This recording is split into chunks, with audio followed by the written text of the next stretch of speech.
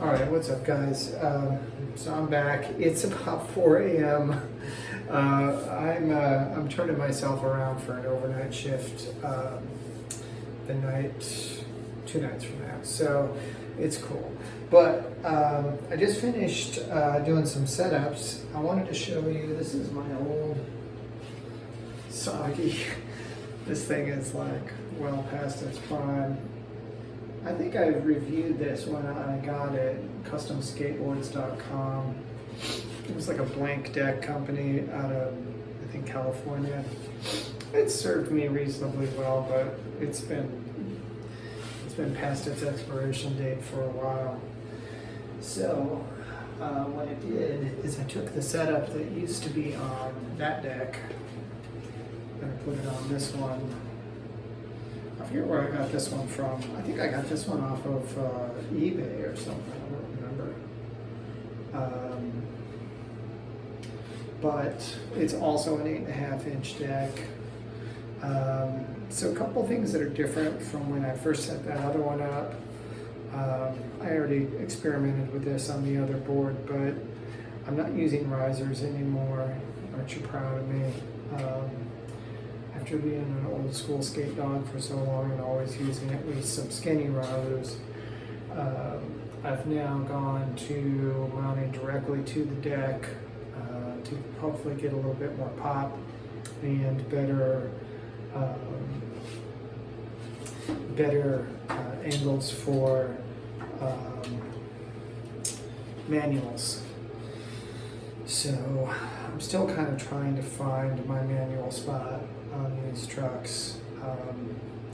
So the quest continues, but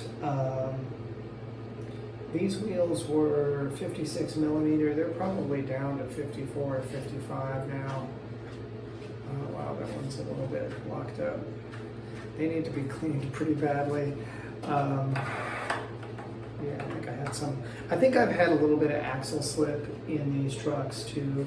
And, you know, that never used to be an issue back in the day when I used to ride independent, before independent sold out and went to China. But a couple things I think are different now. Number one, the quality of trucks is just not the same as it was back in the day. These Grind Kings are also Chinese made, unfortunately. I found that out after I got them.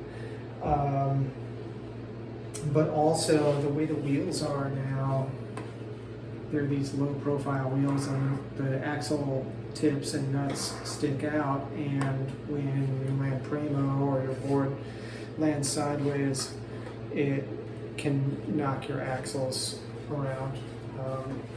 I still think the better truck companies should have less of an issue with axle slip, but I don't know. I don't even know how they would engineer that.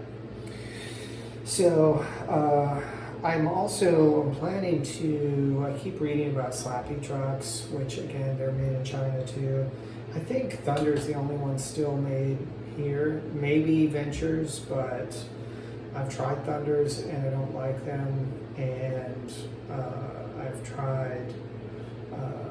I have not tried Ventures, but I've never liked the design of Ventures, and they don't sound like they might be a slight improvement on Thunder, but they're kind of the same type of beast. So I've been hearing a lot about slappy trucks though, and they sound kind of cool to me because people who like turny trucks like Indies and people who like more stable trucks like Thunders, both groups of people seem to really like them and report well on them. So after I break in this, which is my new Andy board, I just set this up tonight.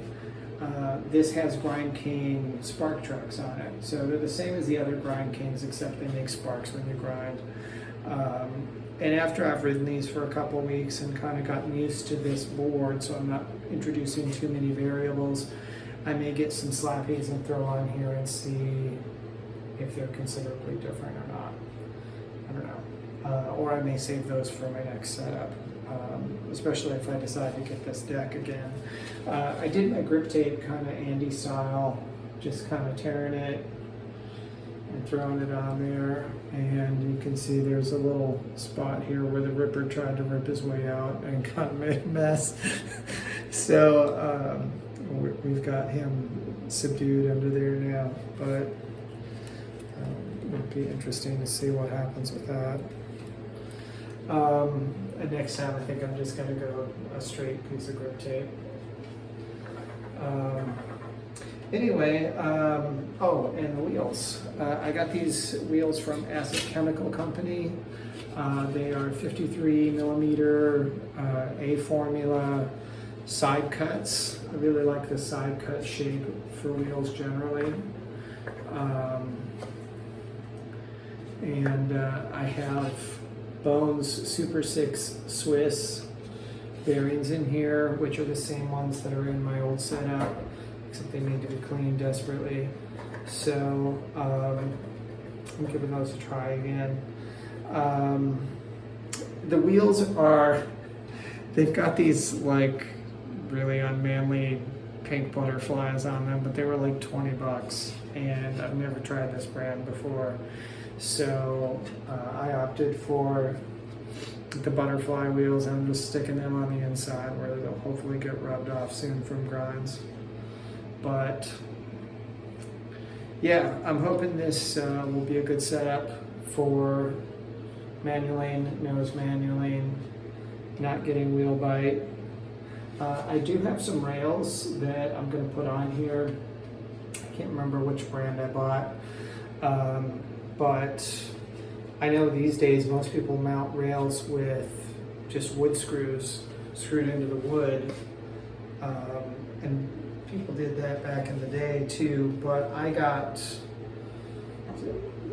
what we used to call sex bolts.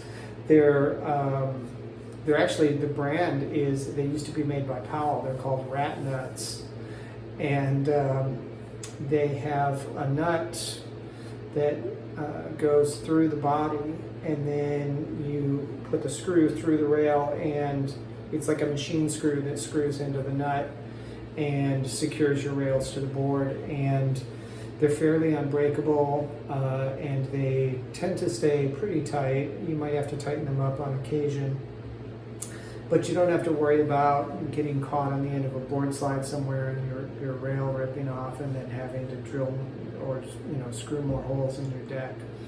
So I found probably the only set of rat nuts on eBay, and I paid quite handsomely for them. I think I paid about $30 or so for them, which is probably triple what they went for back in the day.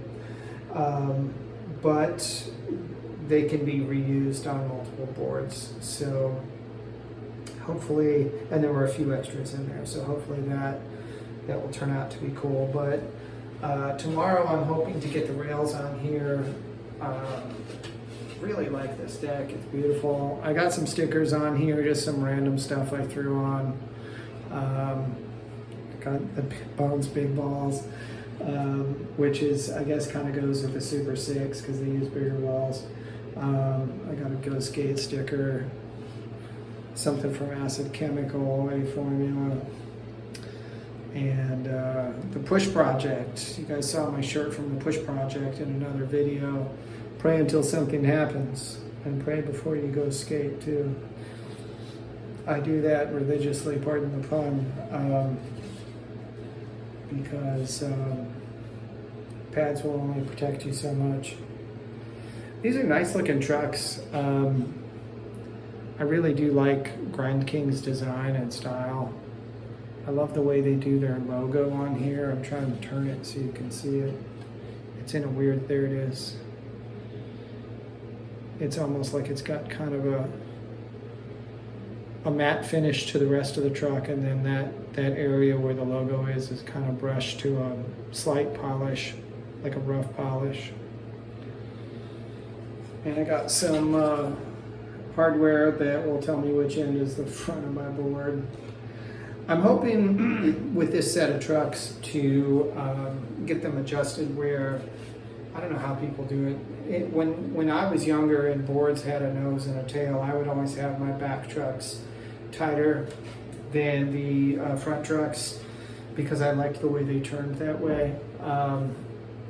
But now with so many people doing things switch and kind of working the board in both directions, it almost makes sense, I think, to adjust the trucks to where they're fairly equal in tightness.